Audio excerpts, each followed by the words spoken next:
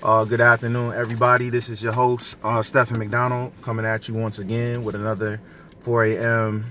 podcast, another episode.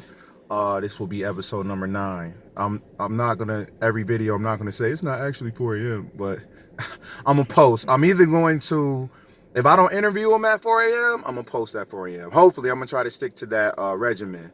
But this episode is very special.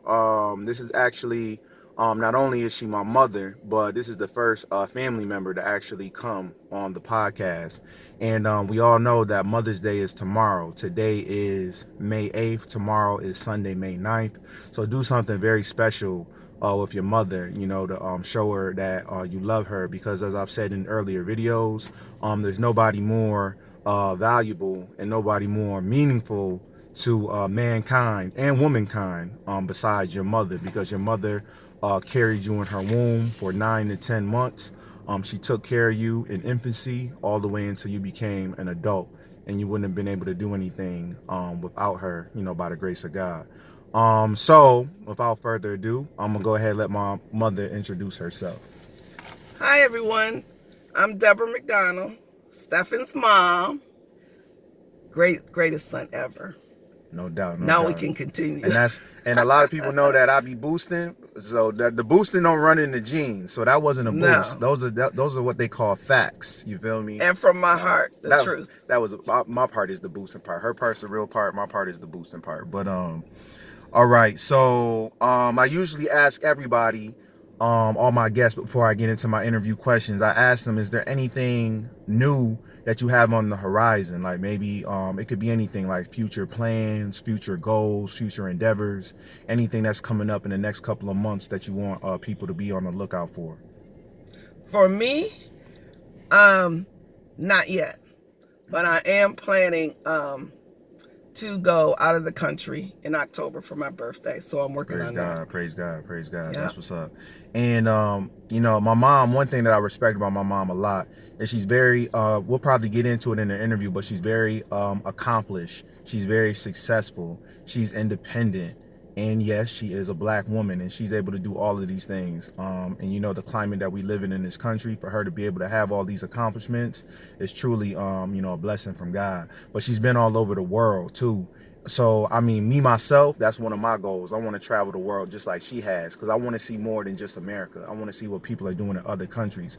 I want to learn new languages. I want to have new experiences. So she's been able to do that, and I want to do it, and I encourage any of the viewers to do it as well. So the first question, what does it mean to you to be a mother? Well, to me, to be a mother is the greatest experience and the hardest experience, because looking out for someone else besides yourself is very, it's just something in your soul that you're afraid of, but you love your child, you want to do the best for them. But it's the greatest experience that life can give you, because you think about someone other than yourself. Praise God. That's very beautiful and eloquently spoken, how you said that. Praise God. My next question for you is, can you tell the people a little bit about what your upbringing was like as you were growing up? It was rough. Okay. Do you care to and again, you don't have to get into, because one of the tenets in my religion is, like, you don't tell people your personal business, and I'm pretty sure a lot of black people feel the same way. Like, you don't just be telling everybody your business, you know what I'm saying? So you don't got to get into details or specifics, but maybe can you talk about, like you said, it was tough, like how were you able to overcome that? Because some people have, maybe it's a higher power, maybe it's faith, maybe it's just inner or self-belief. How were you able to overcome those tough times? I was able to overcome it because I always knew that God was with me, and my perseverance to survive and to come out of it stronger. No doubt. And like a person that I really respect a lot, I want to get her on the podcast as well, Miss Hauk. She told me once, she said, tough times don't last, tough people do. Exactly. And I can testify that my mother is definitely, if nothing else, a survivor. You feel me? For sure. The next question is, what was it like to be the oldest sibling or the oldest child in your mother's family? Well, being the oldest child was really lonely, and it was burdensome because I had the responsibility of taking care of my 5 siblings, Right. when I really should have been a child myself. No doubt. So it was very, very challenging. Right. And I lost a lot of my childhood by having to, take care of them. And, but I loved them. Right, you know what I mean? Right. But I wish that I would have not had so much responsibility. For sure. So that I could be a child. For sure. And I'm pretty sure, because, again, like all of my guests, like obviously I know them and we've had conversations before today, but I remember you, in many ways, you were like the mother. Like, Exactly. You had to get them to school. You had to make sure their clothes were ready for school. You had to make sure they ate dinner. You had to make sure they did their homework. You had to make sure they went to bed on time. And you had to make sure they back on time to get to school in the morning. So you really was like the mother. So even before you became a mother, you were a mother. You were like a mother in training, so to speak. So, again, you made a lot of sacrifices for your family, myself included. So may God reward you for your sacrifices. Next question is, what was it like being a single African-American mother? It was hard, but it was rewarding. Because if you don't have in a relationship an understanding of what a family is, then it's better to go alone. And when you're not getting along with your mate and things are not working out and things are really bad, it's hard on that child. Right, for sure, fact. And I never realized that until one day you said to me, Mom, I love you and I love my dad. Please don't make me choose. And at that point I knew that marriage was over. Right. Because it was causing you pain. Right. And not only me, but you, and you were the most important part of the equation. Right. So I decided it was best for me to just end that relationship and move on, so you wouldn't have to grow up in an environment like I did. That you would be able to have peace, and you would be able to learn, and you would be able to be happy without all the friction and the drama and the arguing. Praise God. So I never regretted that decision. It was the best decision I ever had. Praise God. And I think it goes back. It was the word I'll use is a higher minded decision, because like you said, when you become a parent, it's not about you anymore. Exactly. So you had to make decisions that were best for your child, so you had to go beyond your own wants, your own desires, your own needs, and do what was best for that child. So may God reward you. And I never regretted that. And I love you for that, I never regretted it. It was the best decision ever, because look at you now. Praise God. And then, like I was telling you before, I got like a free association portion where I just say a word and you just respond to it. But I got one more question before I get to the free association. What advice do you have for the young or new mothers that are out there watching this video? What I have for the young mothers is, it's going to be a long, hard journey. And you're going to have to sacrifice a lot for your child. And at times it's going to be hard, it's going to be rough, but if you have anybody that you look up to and that you respect, know that when you're confused or you're down or you have a problem that you can't solve, go to your elders, because they've been through it. Right. And they know what you're going through. Facts. And they can give you, some information that might help you along the way. And know that you're not doing this alone. Right. Okay? Right. There's other people out there that I know you have in your circle, in your family, that you feel that you can trust and you can reach out to. And also God. Oh, for sure. Because for sure. He got me to where I am today. Right. Because my life was hard. Right.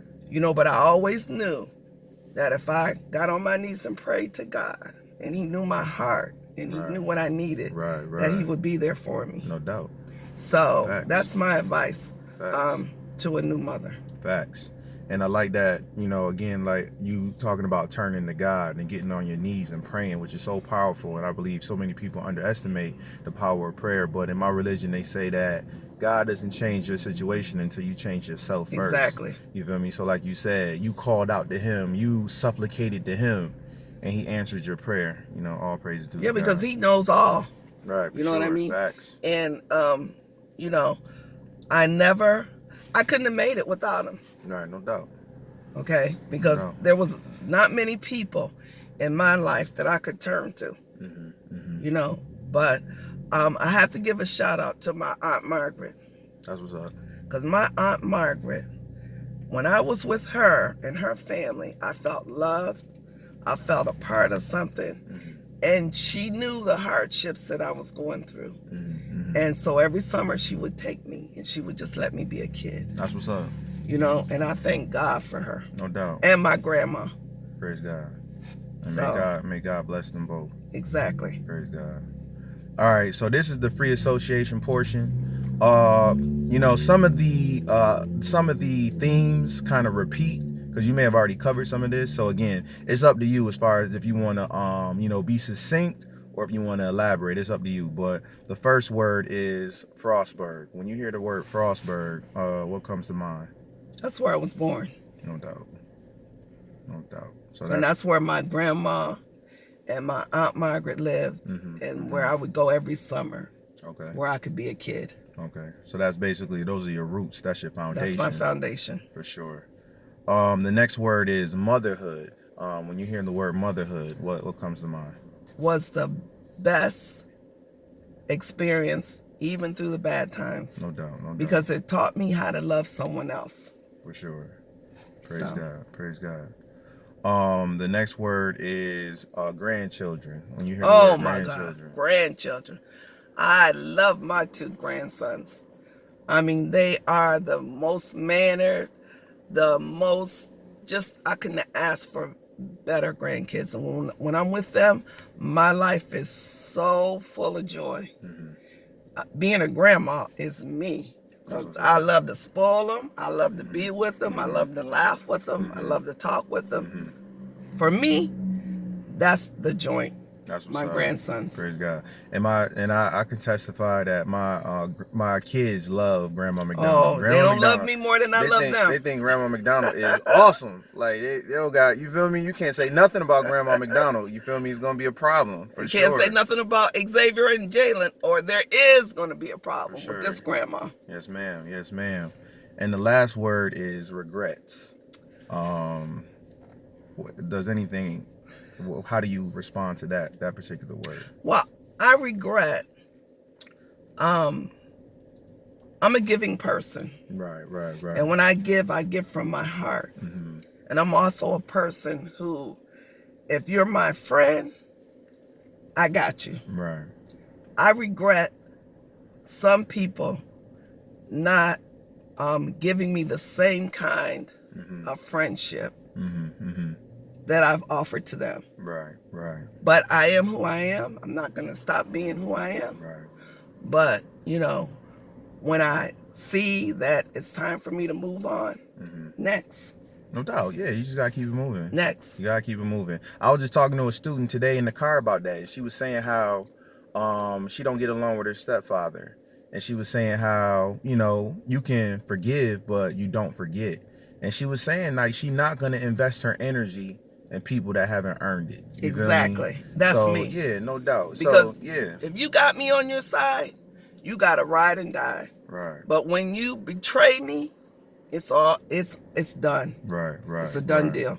So next. Facts.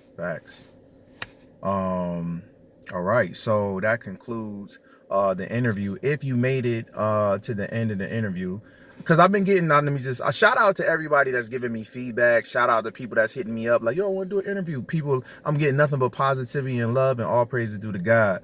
But what really helps the channel, and you guys have probably heard this from other YouTubers. I'm not really a YouTuber. I'm just Stephen For real, McDonald. I'm surprised. I'm just Stephen McDonald. But it helps the channel if you subscribe. You feel me? So if you're gonna watch the video, subscribe, and then when I drop again, you'll be notified. You feel me? So that, again, if in my religion we talk about charity. So if you were to subscribe, that would be a form of charity, and may God reward you for your charity. You feel and me? before the end of this video, I would like to say that I have the best son. I'm not just saying that because all mothers say that about their kids. For sure. But this man right here, from a little kid till now, has always been respectful. He's always been giving and kind, which he gets that from his mom. No doubt. But it's been a blessing to have him as my son.